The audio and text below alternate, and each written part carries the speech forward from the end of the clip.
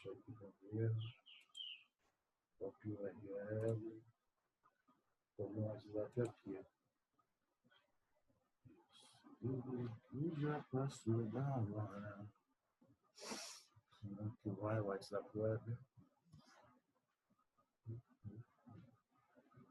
Agora é testar e mandar bala. É isso.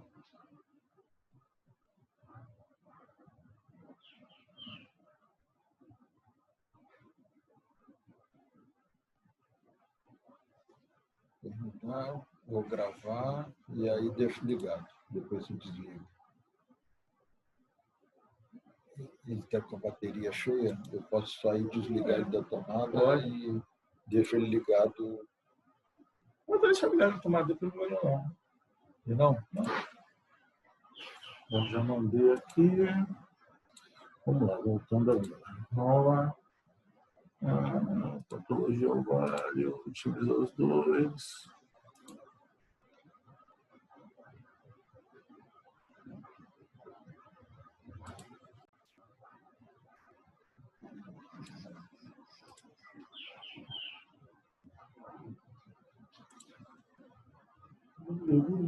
Coisas que eu não sei dizer.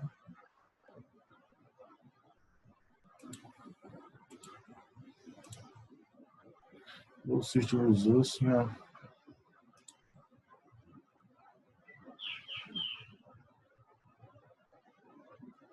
Vamos testar agora, né?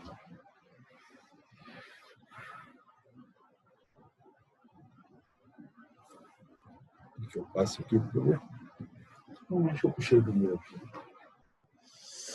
Isso aqui também é boa para esse não. Vamos ver.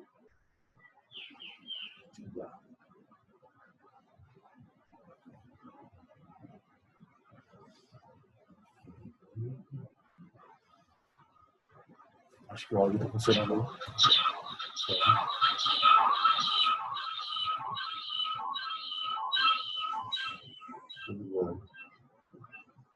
Está passando aqui também.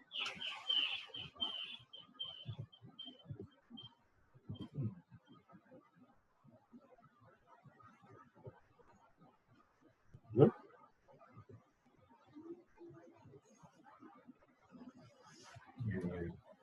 Você vai para casa agora? Vou. Agora eu vou. Vou acompanhar de lá do laboratório. Lá. Não.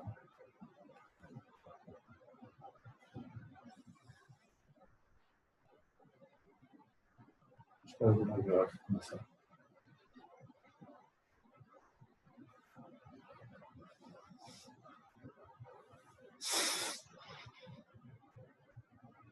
Isso é o quê? 1 hora de aula, né?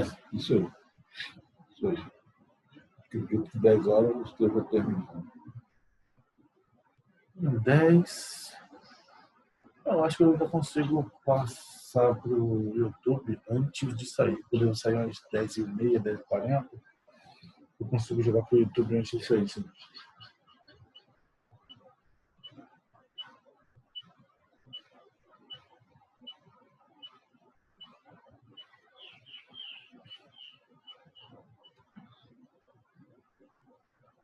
Posso testar? Pode. Testa aí, pessoal. Bom dia. Bom dia.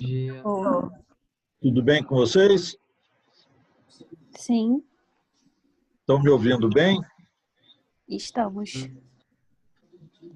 A imagem está boa? Está passando direitinho? Tá sim. Mudando os slides, né? Tá. Bom, então, olha, eu peço para vocês digitarem, mais uma vez, eu peço para vocês digitarem o nome completo no chat, né? Para eu poder depois pegar a frequência de vocês, tá bom? Bem.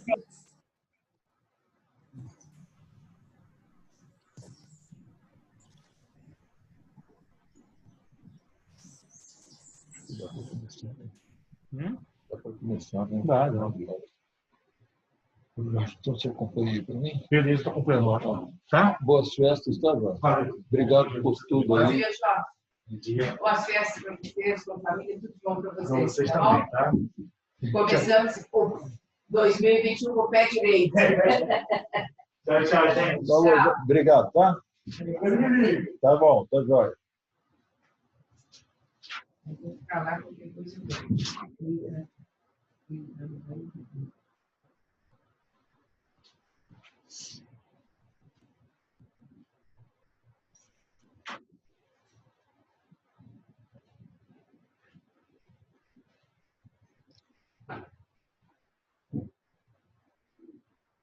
Bom, gente, então, mais uma vez, bom dia a todos.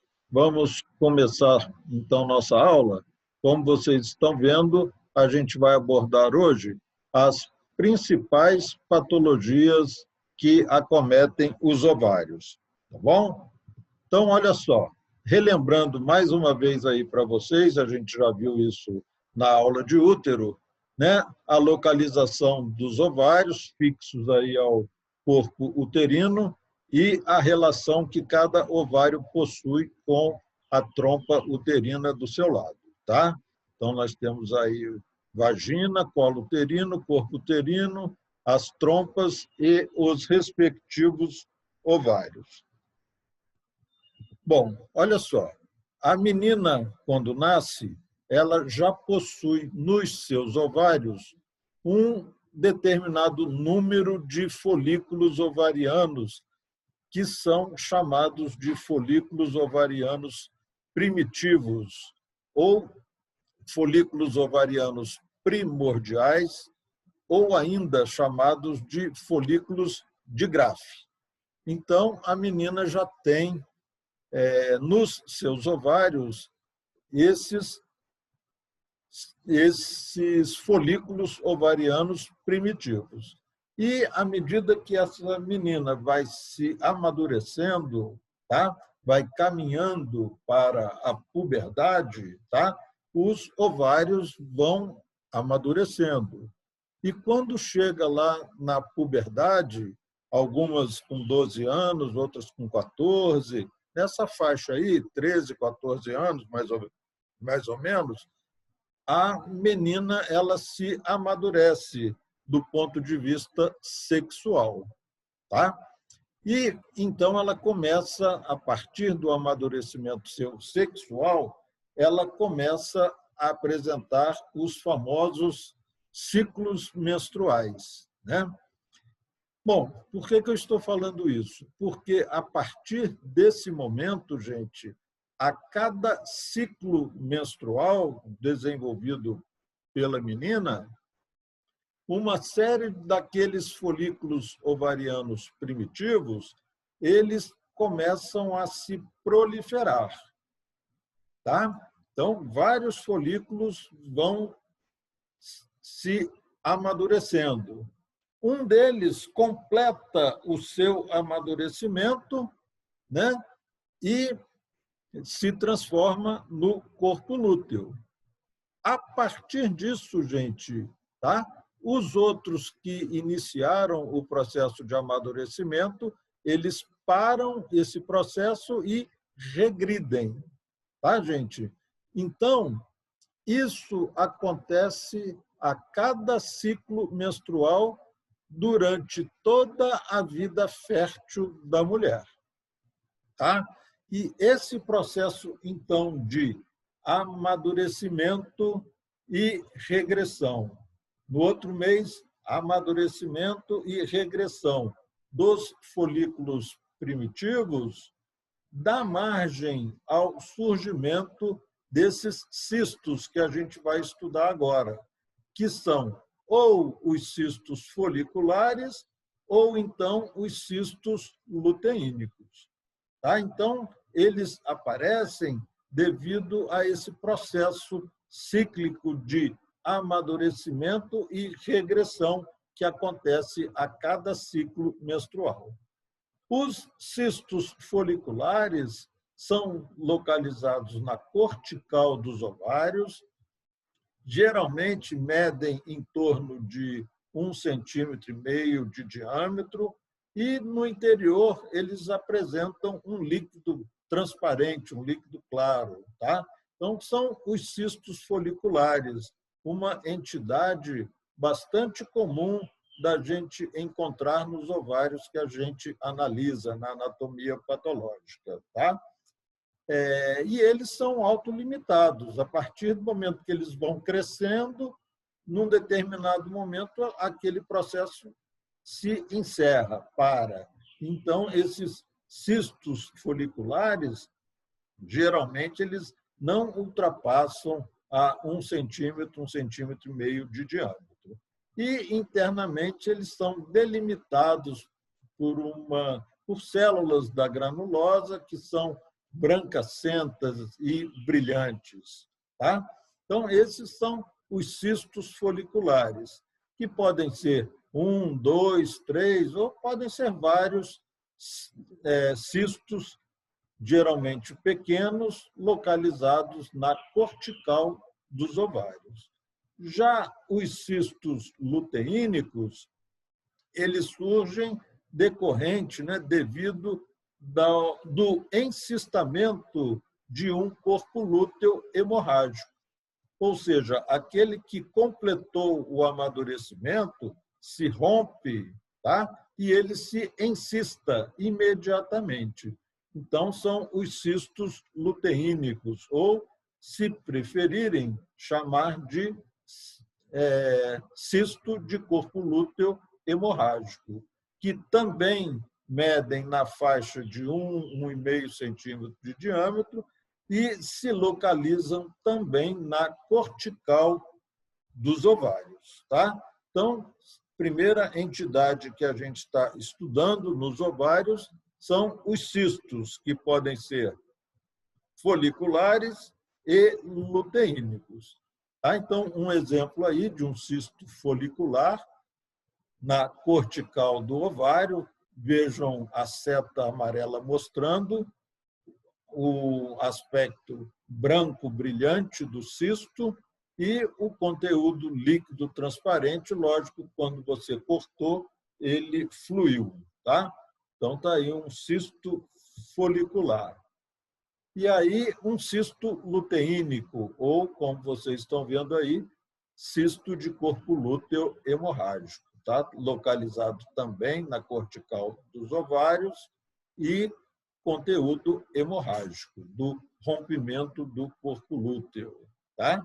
Então, são cistos foliculares e cistos luteínicos. Tá? Mais uma imagem aí de um ovário com um cisto de corpo lúteo hemorrágico, ou cisto luteínico. Olha, essas entidades são muito frequentes da gente encontrar nos ovários que a gente analisa na anatomia patológica. E aí, a microscopia, vocês estão vendo aí à direita a hemorragia do corpo lúteo hemorrágico. Tá? Então, a microscopia aí de um corpo lúteo hemorrágico. Olha, agora nós temos aí no número 2 uma outra entidade que não tem nada a ver com os cistos que eu acabei de mencionar para vocês, os cistos foliculares e os luteínicos. Tá? Isso é uma... Aqui, no número 2, a síndrome de Stein-Leventhal, tá? Gente, isso aí é uma disfunção hormonal que acontece no organismo da mulher. A síndrome de Stein-Leventhal, vocês sabem que síndrome é um conjunto de sinais e sintomas. Então, a paciente com síndrome de Stein-Leventhal apresenta as seguintes características. Olha, amenorreia secundária, obesidade, hirsutismo, esterilidade e os 2 ovários aumentados de volume e cheio de cistos.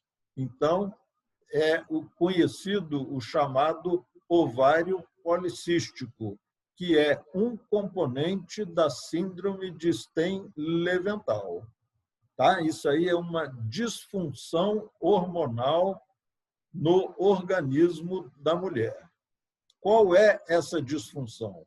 Gente, na mulher que não tem problema, não tem disfunção hormonal, no meio do ciclo menstrual, que na maioria das mulheres isso ocorre no 14º dia do ciclo, tá? Porque a maioria das mulheres apresentam ciclos menstruais de 28 dias. Então, a metade do ciclo é o 14º dia, onde a mulher ovula. Tá? Então, na mulher que não tem disfunção hormonal, no meio do ciclo menstrual, no 14º dia do ciclo, tá? Ela tem no seu organismo o predomínio do hormônio luteinizante, justamente hormônio produzido pelo corpo lúteo. Daí o nome hormônio luteinizante. Então, isso é o que ocorre normalmente na metade do ciclo menstrual das mulheres. O predomínio do LH, do hormônio luteinizante. Na síndrome de Stein-Leventhal, tá? O que acontece é que no meio do ciclo menstrual não existe esse predomínio do hormônio luteinizante no organismo da mulher. Ou seja, ele está presente? Sim. Ela tem hormônio luteinizante no meio do ciclo? Tem sim. Mas junto com o LH está atuando também o outro hormônio, que é o FSH, o hormônio folículo estimulante. Então, nessa mulher com disfunção hormonal, tá? Ela tem, ao mesmo tempo, no organismo dela, no meio do ciclo, tá? O hormônio folículo estimulante e o hormônio luteinizante, os dois atuando ao mesmo tempo no organismo dela. Então, não ocorre na mulher com a síndrome de Stein-Leventhal o predomínio do LH no organismo da mulher. Tá? Não tem o predomínio porque o FSH também está ali atuando junto com o LH. E justamente a falta desse predomínio do LH no meio do ciclo é que provoca a síndrome de Stein-Leventhal. É o que provoca os cistos nos ovários que ficam aumentados de volume, de coloração esbranquiçada, e isso acontece nos 2 ovários. Tá? Então, essa é a síndrome de Stein-Leventhal, uma disfunção hormonal, e a mulher, clinicamente, volto a dizer, apresenta amenorreia secundária, obesidade, hirsutismo, esterilidade e os ovários policísticos aumentados de tamanho. Tá? Então, essa é a síndrome de Stein-Leventhal, uma disfunção hormonal no organismo feminino. Tá aí, olha, o ovário branco, bastante aumentado, cheio de cistos, uns maiores, outros menores, e cistos tomando conta de todo o parênquima ovariano, tá? Não só na cortical, tá? Mas pegando todo o parênquima ovariano. Então, estão vendo aí um ovário policístico. Olha, visto então os cistos foliculares e luteínicos e os ovários policísticos, componente da síndrome de Stein-Leventhal, agora a gente vai estudar alguns grupos de tumores que acometem os ovários. Tá? E a gente começa abordando um grupo de tumores ovarianos que derivam do epitélio de superfície dos ovários. Tá? Esses tumores que têm a sua origem no epitélio de superfície dos ovários, tá? São 4 tumores. São os tumores serosos, os tumores mucinosos, tá? Os tumores endometrioides e, por último, o tumor de Brenner. Olha, os tumores serosos, o revestimento epitelial, tá? Que compõe a neoplasia, tá? Ele é semelhante ao epitélio de revestimento da trompa uterina. Os tumores mucinosos, o revestimento epitelial que compõe a neoplasia, ele é um epitélio semelhante ao epitélio de revestimento da endocérvice uterina. Os tumores endometrioides, tá? Os tumores endometrioides, o nome já diz, o revestimento epitelial do tumor é semelhante ao revestimento do endométrio.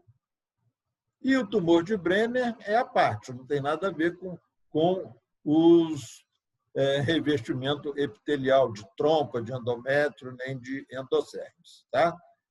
Agora, acontece o seguinte, que esses tumores do epitélio de superfície dos ovários, com exceção do tumor de Brenner, são tumores císticos. Daí, alguns chamarem esses tumores de cistomas ou cistadenomas. Só que nós temos tipos diferentes deles, que a gente vai abordar a característica de cada um deles. Então, veja só, os tumores serosos, tá? Quando esse revestimento epitelial seroso apresenta características benignas, a gente está diante de um cistadenoma seroso do ovário. Quando este revestimento epitelial é maligno, estamos diante de um cistadenocarcinoma seroso do ovário. Tá? Em termos de tumor mucinoso, quando o revestimento epitelial mucinoso da neoplasia é benigno, estamos diante de um cistadenoma mucinoso do ovário. E quando ele é maligno, estamos diante de um cistadenocarcinoma mucinoso do ovário. Olha, vejam só, a diferença do cistadenoma seroso para o cistadenoma mucinoso é o seguinte. Primeiro, o conteúdo do cisto. No tumor seroso, o conteúdo do cisto é líquido seroso. No mucinoso, o conteúdo do cisto é material mucinoso. Além disso, as células epiteliais do tumor seroso, elas são ciliadas, elas apresentam cílios. O tumor mucinoso, eles não apresentam cílios. Tá? Esses tumores, todos eles podem ser unilaterais ou bilaterais. Olha, em termos estatísticos, tá? A maioria dos tumores do epitélio de superfície ovariano serosos são de tumores malignos. Tá? Então, nós temos mais cistadenocarcinoma seroso do que cistadenoma seroso. Com relação aos mucinosos, é o inverso. Nós temos mais cistadenoma mucinoso tá? Do que cistadenocarcinoma mucinoso. Os mucinosos, em sua maioria, são de tumores benignos.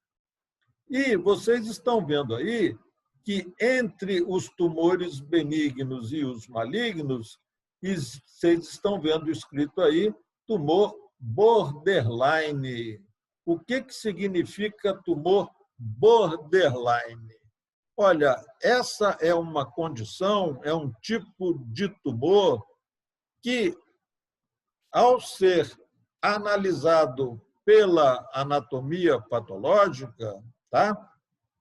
Ele apresenta alguns indícios de malignidade, mas que não são suficientes para o patologista bater o martelo que se trata de uma neoplasia maligna.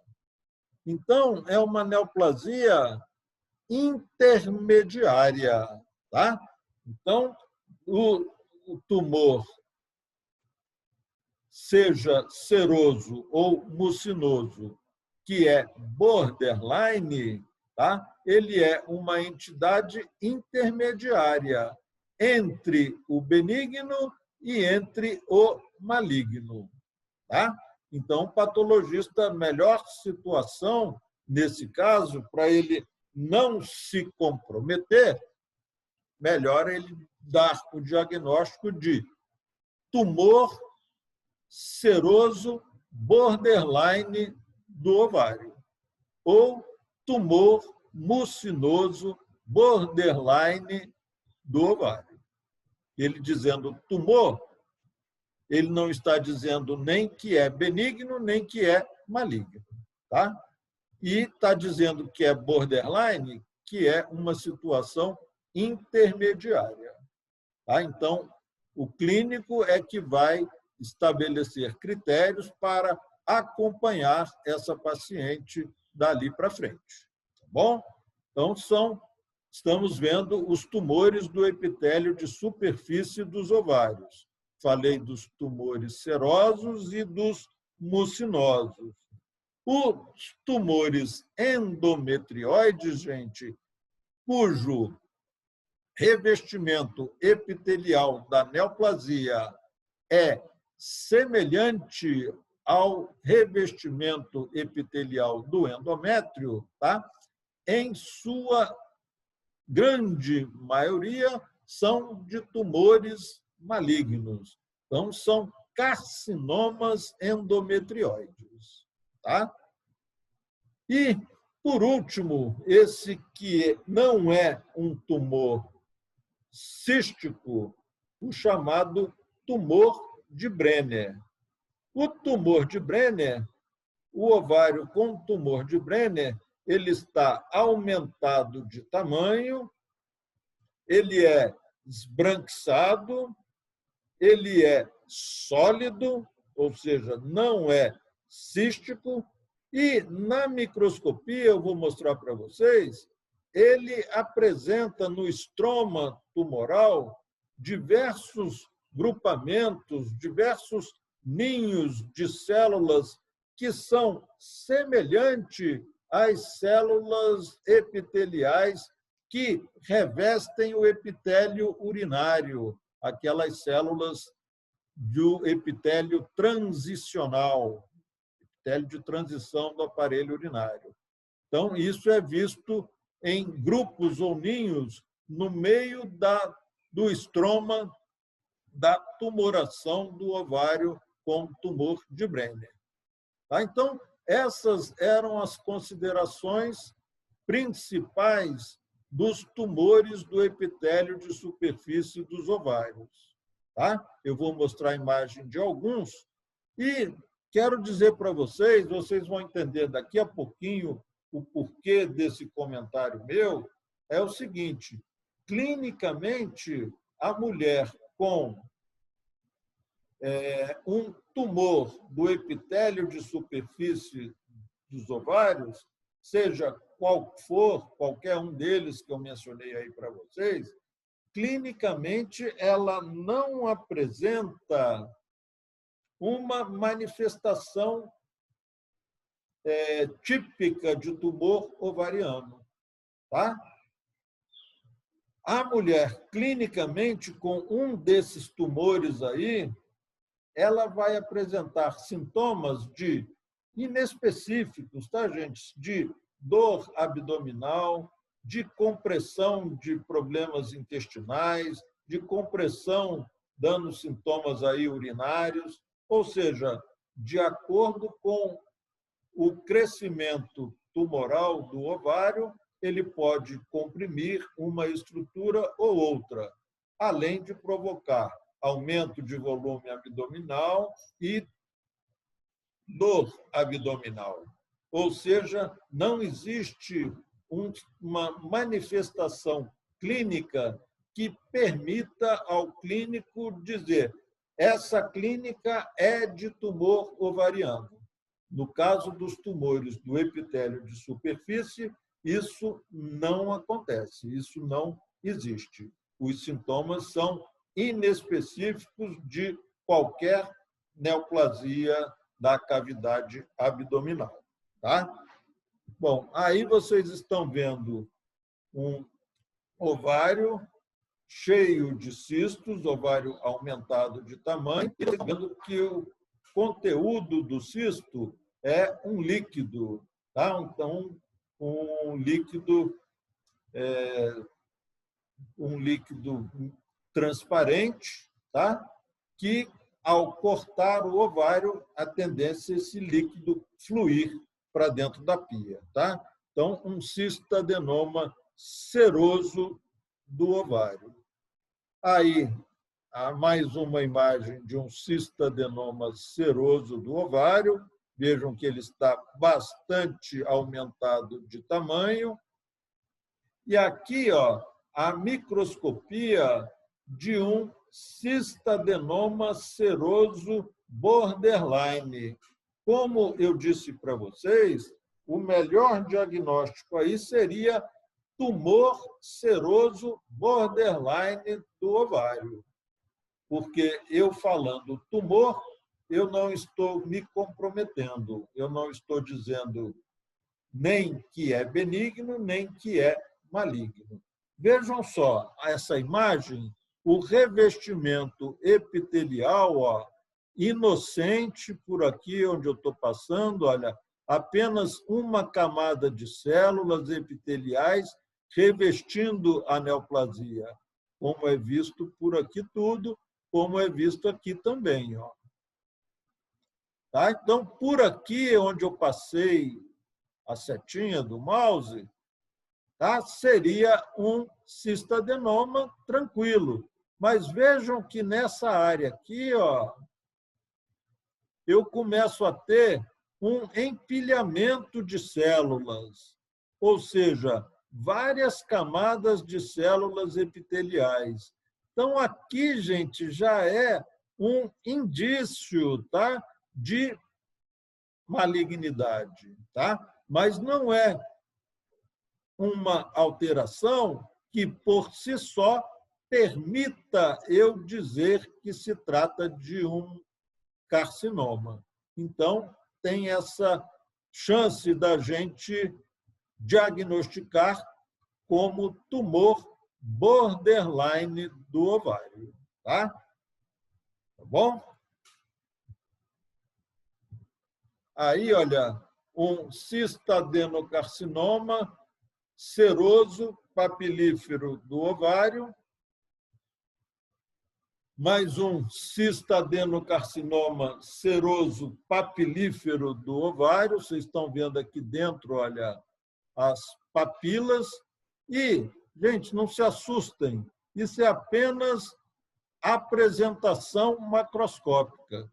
O fato de ter ou não ter papila não significa que ele seja melhor ou pior. Nada disso, tá? É apenas uma apresentação.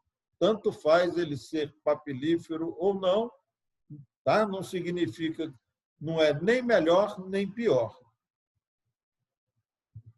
Aí, olha, a microscopia, vocês estão vendo que o epitélio que reveste, gente, já é um epitélio anaplásico. As células epiteliais são grandes, os núcleos são hipercromáticos. Então, gente, isso aqui já é uma imagem que não permite a gente pensar em benignidade.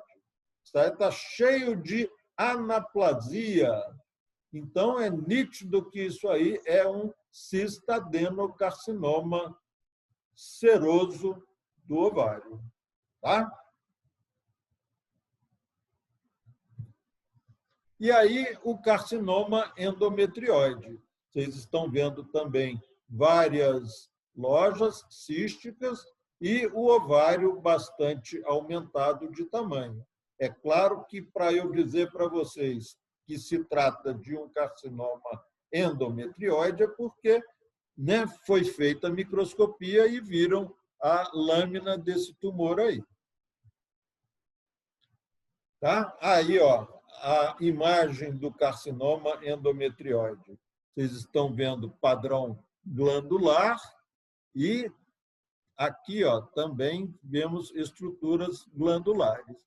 E, lógico, gente, olha, o hipercromatismo da tumoração das células, o aumento de volume do núcleo das células, ou seja, aqueles critérios que a gente ensinou para vocês no período passado de anaplasia presentes nessa tumoração de ovário. Então, um carcinoma endometrioide, ou seja, um revestimento epitelial que lembra as glândulas endometriais, mas glândulas endometriais atípicas, glândulas endometriais com anaplasia, com célula grande, núcleo hipercromático, nucleolo proeminente. Então, um carcinoma endometrioide do ovário. E aí, aquele que eu disse para vocês, um tumor sólido chamado tumor de Brenner, que é um tumor benigno, tá? Não existe tumor de Brenner maligno. E a gente está vendo o estroma da tumoração e vemos aqui, olha, a seta está mostrando ninhos ou grupamentos de células epiteliais que lembram o epitélio de transição da bexiga urinária. Então, um tumor de Brenner. Mais de perto aí, o grupamento de células epiteliais semelhante ao epitélio de transição da bexiga urinária. Bom, então foi o terceiro tópico de doenças ovarianas que eu abordei com vocês, os tumores do epitélio de superfície dos ovários. Agora, no número 4, a gente vai estudar os tumores das células germinativas dos ovários. Nós temos nesse grupo de tumores os teratomas, os disgerminomas e os coriocarcinomas. Bom, os teratomas, gente, nós vimos no período passado que teratoma significa o seguinte: teratoma é uma neoplasia benigna ou maligna que deriva dos vários folhetos embrionários. Então, aqui nos ovários, temos também os teratomas benignos, os teratomas que podem ser malignos e um tipo especial de teratoma, que é o teratoma monodérmico. Os teratomas benignos, tá? Os ovários com teratoma benigno são ovários aumentados de tamanho, císticos E dentro do tumor, dentro do teratoma, como é teratoma, é uma neoplasia que deriva de mais de um dos folhetos embrionários, então ele pode ter de tudo como componente do teratoma. Agora, como teratoma benigno, todos esses componentes são livres de anaplasia, são estruturas benignas. Então, como componente do teratoma benigno dos ovários, nós poderemos ter diversas estruturas, como tecido cartilaginoso, tecido ósseo, tecido dentário, pelo, glândula sudorípara, epitélio, glândula sebácea, ou seja, podemos ter todas essas estruturas formando o teratoma benigno do ovário. Tá? Agora, o teratoma maligno, tá? Ele já é uma neoplasia que provoca aumento de volume do ovário, tá? Mas é um teratoma, uma tumoração sólida. E com uma particularidade, gente. Os teratomas benignos geralmente acometem a mulher aí dos 30, 40 anos de idade, mais ou menos nessa faixa.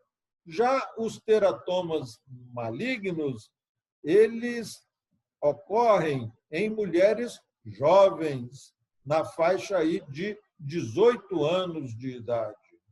Tá?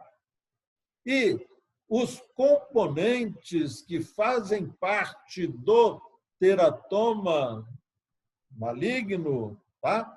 Apresentam características de malignidade. Então, gente, o teratoma benigno, ele é chamado também de teratoma maduro do ovário. O teratoma maligno, ele é conhecido, ele é chamado de teratoma imaturo. Tá? E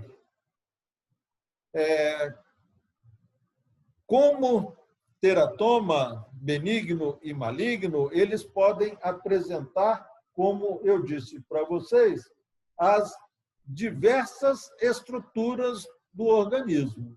Agora, veja só, preste atenção. Se você está analisando um teratoma ovariano e, na microscopia, começar a observar muito tecido nervoso, tá? A presença de grande quantidade de tecido nervoso num teratoma, isso é indício de malignidade. Indício, tá, gente? Não é taxativo que a presença de tecido nervoso no teratoma é sinal de malignidade. Nada disso. É apenas indício. Então, se você começa a ver muito tecido nervoso no teratoma, é bom você voltar na sua reserva, na peça, fazer mais lâmina, fazer outros cortes, porque pode ser que se trate de um teratoma maligno. O teratoma monodérmico, gente, ao invés dele apresentar diversas estruturas, diversos tecidos, diversos componentes do organismo fazendo parte do tumor, tá? O teratoma monodérmico, que é o chamado struma ovari, ele apresenta apenas tecido tireoidiano. Então, isso é o struma ovari. Tá? O ovário, o parênquima ovariano, ele é totalmente tomado por tecido tireoidiano. Então, é conhecido também com o nome de tireoidização do ovário, tá? O estruma ovário. Então, ao invés de apresentar diversas estruturas, glândulas sebáceas, sudorípara, intestinal, pelo, gordura, osso, cartilagem, tem nada disso, tem apenas tecido tireoidiano. Então, isso é estruma ovário, que é um teratoma monodérmico. Bom, os disgerminomas, tá? Veja só, característica do disgerminoma é um tumor que aumenta de volume o ovário e as células dos disgerminomas estão no parênquima tumoral, no estroma tumoral, dispostas em cordões ou feixes, tá? E, gente, o disgerminoma, ele tem como característica o seguinte: do ponto de vista histológico, tá? Todo disgerminoma é maligno. Agora, embora histologicamente todo disgerminoma seja uma neoplasia maligna, ele é uma neoplasia maligna que evolui bem. Se ele não invadiu, se ele não provocou metástase ainda, e a mulher for operada desse disgerminoma, tá? Ela apresenta um bom prognóstico. Tá? Por quê? Porque o disgerminoma é uma neoplasia maligna do ovário, tá? Que responde bem ao tratamento da oncologia. Tá?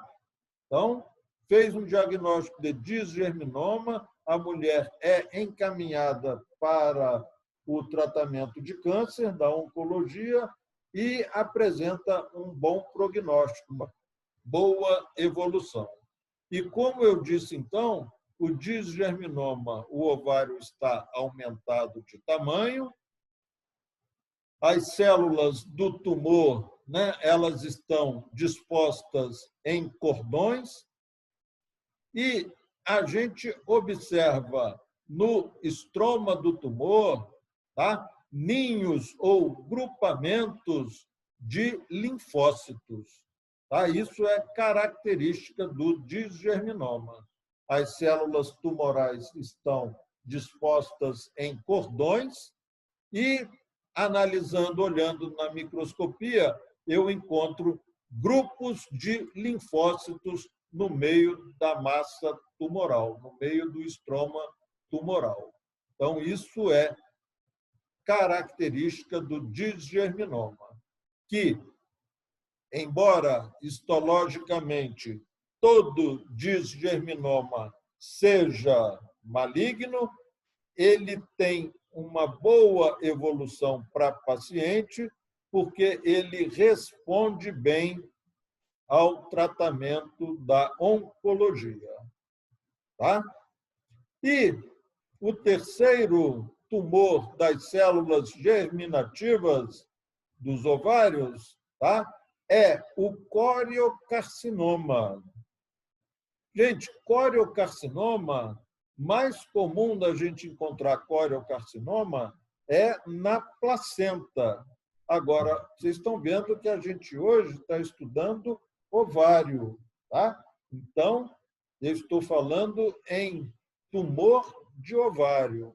E o coriocarcinoma primitivo de ovário, tá? Ele é uma condição que não é comum. E para você firmar o diagnóstico de coriocarcinoma primitivo de ovário, você tem que ter, antes de tudo, ter afastada qualquer possibilidade de gravidez nessa mulher, porque pode acontecer dele desenvolver a partir de uma gravidez ovariana. Tá? Então, a gente tem que afastar a possibilidade de uma gravidez na mulher para a gente fazer o diagnóstico, com certeza, de um coriocarcinoma primitivo de ovário. E a característica do coriocarcinoma, gente, é uma neoplasia extremamente agressiva, muito maligna. E o coriocarcinoma, então, as células são bastante anaplásicas, o tumor apresenta muitas áreas de necrose, áreas de hemorragia, porque é uma neoplasia bastante agressiva. E qual a característica que pode levar o clínico a suspeitar de coriocarcinoma na paciente? É que o coriocarcinoma ele produz elevados níveis de gonadotrofina coriônica. Tá? Então, isso é característico de coriocarcinoma, a elevação dos níveis de gonadotrofina coriônica. Então, eram as considerações principais relacionadas aos tumores das células germinativas dos ovários, que são os teratomas, os disgerminomas e os coriocarcinomas. Aí a gente está vendo um teratoma benigno do ovário, que é o chamado teratoma maduro. Vocês estão vendo aí o ovário aumentado de tamanho, cístico, apresentando no interior, na macroscopia, a gente vê essa grande quantidade de material amarelado, material sebáceo, cheio de cabelo saindo por aqui, ó. Estão vendo? Cheio de cabelo. Agora, olhando no microscópio, a gente pode observar todos aqueles componentes que eu citei já anteriormente para vocês. Né? Pode ter glândula gástrica, glândula intestinal, glândula sebácea, glândula sudorípara, tecido adiposo, cartilagem, osso, dente, pode ter tudo isso aí, fazendo parte do teratoma benigno. Aí, ó, mais um teratoma benigno do ovário, que eu já disse para vocês, né? Que é chamado também de teratoma maduro do ovário. E aqui, gente, eu tenho que fazer um comentário com vocês. Vocês estão vendo aí uma imagem de um tumor ovariano, tá? E a gente tem nessa imagem aí, tá? Cartilagem, olha. Cartilagem, gordura, né? Tecido adiposo, glândulas intestinais por aqui, ó, tá? E à esquerda a gente vê folículos tireoidianos com colóide e tudo, ó, tá? Então, gente, vocês estão vendo que isso foi uma imagem tirada da internet que está escrito como estruma ovari, tá? Na realidade, não. Na realidade, estruma ovari não poderia ter nada dessas outras estruturas aqui. Estruma ovari é a tireoidização do ovário. Teria que ter apenas tecido tireoidiano para a gente realmente classificar esse tumor como estruma ovário. Tá? Mas você vê que foi tirado da internet e classificaram esse tumor aí como estruma ovário. Mas, na verdade, não é. tá? Para ser estruma ovária, só tecido tireoidiano, tá bom?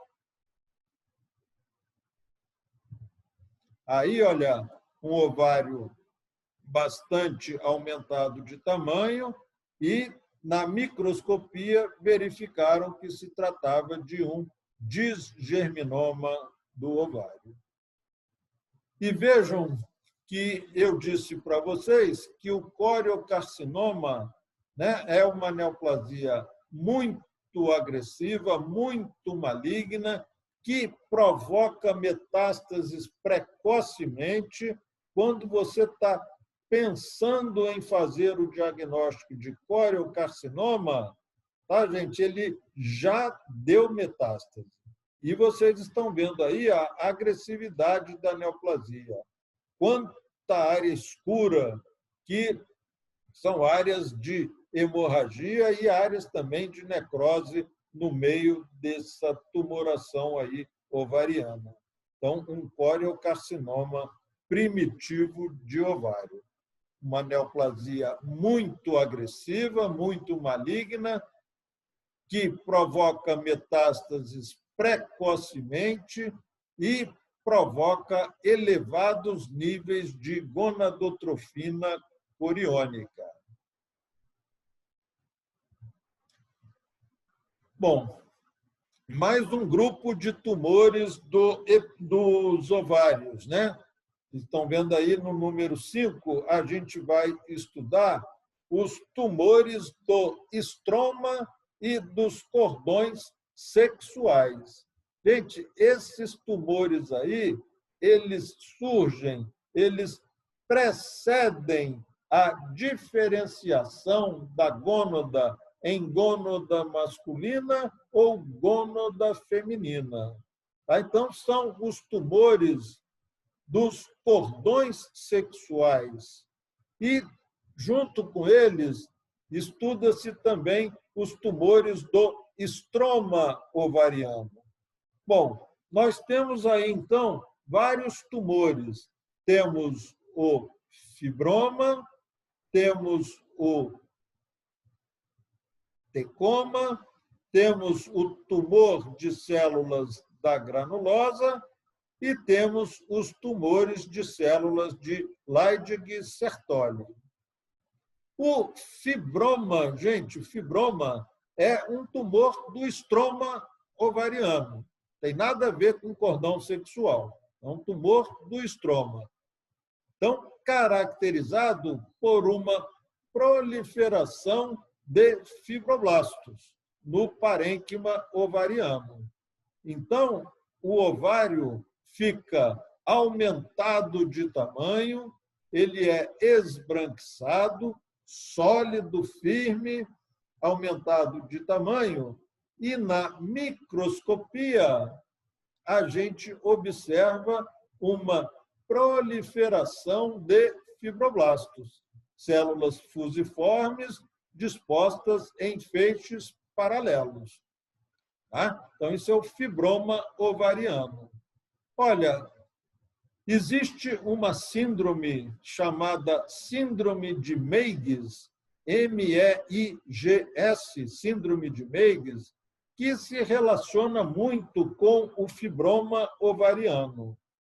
Essa síndrome, gente, a síndrome de Meigs, que está intimamente relacionada com fibroma ovariano, essa síndrome de Meigs ela apresenta tumor ovariano que não ultrapassa aí a 5 centímetros de diâmetro, apresenta, além do tumor ovariano, apresenta ascite e derrame pleural à direita. Então, essa é a síndrome de Meigs. Tá? O paciente apresenta tumor ovariano, tá? Menor que 5 centímetros de diâmetro, ascite e hidrotórax à direita. A síndrome de Meigs ela é definida como tumor ovariano. Tá? Só que, frequentemente, esse tumor é o fibroma. Então, as pessoas já entram de sola dizendo que a síndrome de Meigs é fibroma ovariano, ascite e hidrotórax à direita. Tá? Já o tecoma é tumor de células da teca. E, como característica, o tecoma, que é tumor de células da teca, provoca na mulher elevação dos níveis de estrogênio. Então, essa elevação dos níveis de estrogênio pode provocar na mulher, se for uma menina jovem, tá? Pode provocar, devido ao excesso de estrogênio, a puberdade precoce na menina. Tá? Então, menina com 9, 10 anos de idade, que começa a apresentar crescimento de pelos pubianos, aumento do clítoris, tá? Começa a apresentar crescimento de mamas, às vezes pode até desenvolver um sangramentozinho vaginal. Então, nesse caso, é a chamada puberdade precoce na menina, com tecoma devido ao estímulo do estrogênio pelo tecoma. Se for uma mulher adulta, tá? O excesso de estrogênio provocado pelo tecoma pode desenvolver na mulher problemas na mama ou problemas no endométrio. Pode apresentar na mulher doenças fibrocísticas da mama ou até câncer de mama. No endométrio pode provocar hiperplasias de endométrio ou até câncer de endométrio, devido ao excesso de estrogênio produzido pelo tecoma. Uma outra condição que a gente tem que citar em relação a esses dois tumores, o fibroma e o tecoma, é que, às vezes, eles estão associados. Tá? Então, a associação de fibroma e tecoma num tumor ovariano, você pode chamá-lo de fibrotecoma ou, se preferir, tecofibroma. Então, isso é a associação do fibroma com o tecoma. É claro que a associação do fibroma com o tecoma, devido à parte do tumor que é de células da teca, pode produzir estrogênio. Agora, o fibroma puro, só fibroma, é lógico que não tem nada a ver com produção de hormônios. Tá? Então, vimos fibroma, vimos o tecoma. E o tumor de células da granulosa, tá? Esse tumor não tem nome.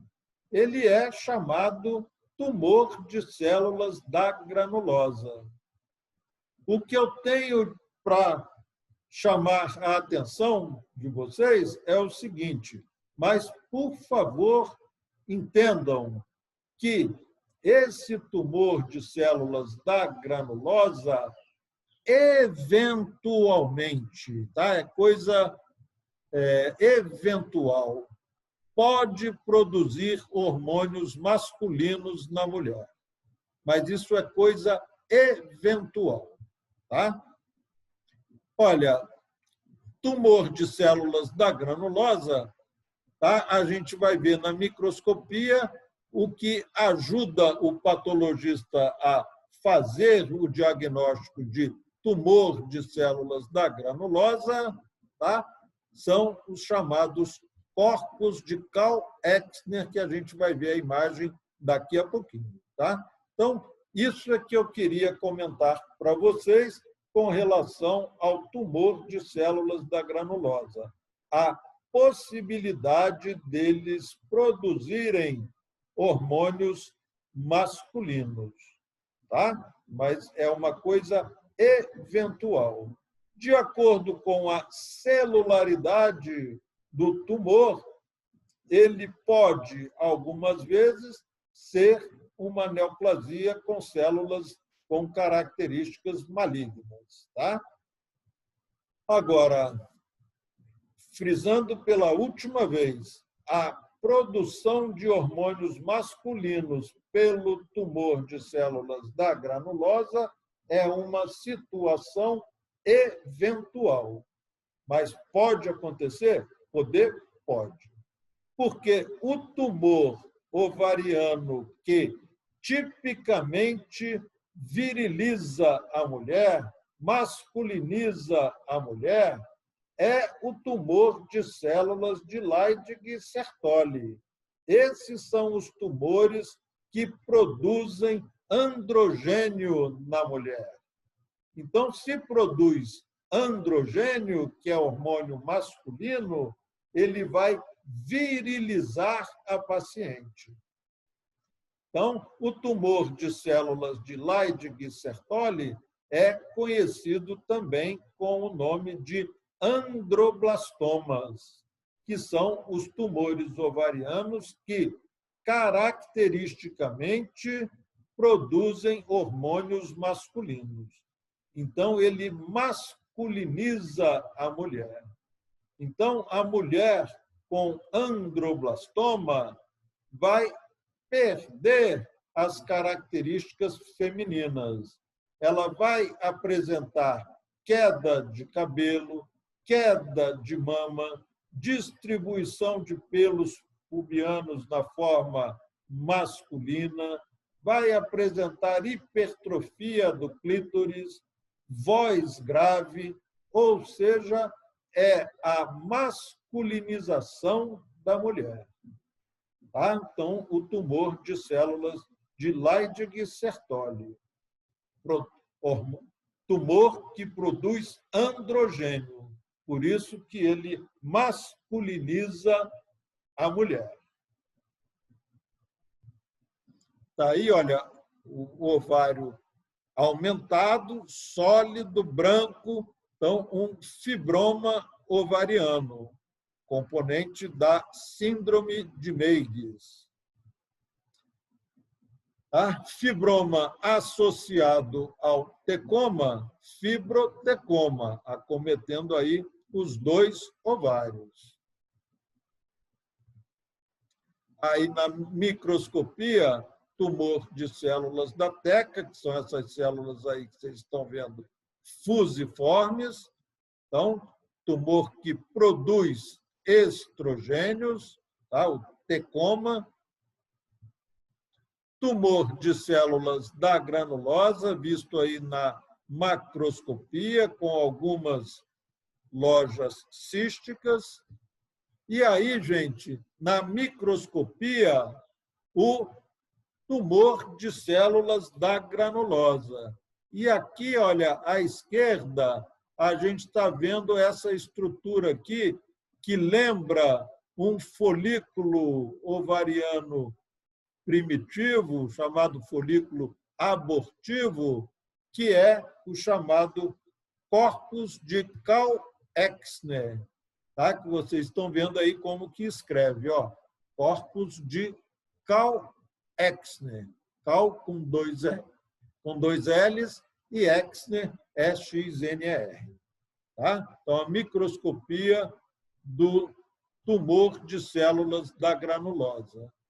Aí, o tumor de células de Leydig e Sertoli, com esses túbulos aí, que são semelhantes ao revestimento aí dos testículos, tá? Então, daí os androblastomas produzirem hormônios masculinos e virilizarem a paciente.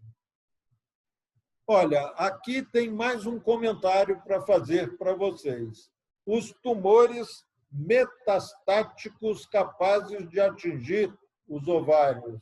Tá? A gente tem aí o chamado tumor de Krukenberg. Olha, por definição, tumor de Krukenberg é a metástase de carcinoma gástrico para os 2 ovários. Tá? Então, por definição, é isso que eu estou passando para vocês. Tumor de Krukenberg é metástase de carcinoma gástrico, tá? Para os 2 ovários. Se for para um ovário só, por definição, não é Krukenberg. A definição de tumor de Krukenberg é metástase de carcinoma gástrico para os 2 ovários. Olha, então, gente, era o que eu tinha hoje para vocês, tá? Boas festas para vocês. Peço para quem não digitou o nome no chat, digite agora para eu poder encerrar, tá bom? Obrigado por tudo e até janeiro, se Deus quiser. Obrigado, professor. Obrigada, professor. Obrigado, professor. Obrigado a vocês. Feliz Natal. Obrigado para vocês todos também. Obrigada, professor. Feliz Natal. Obrigado.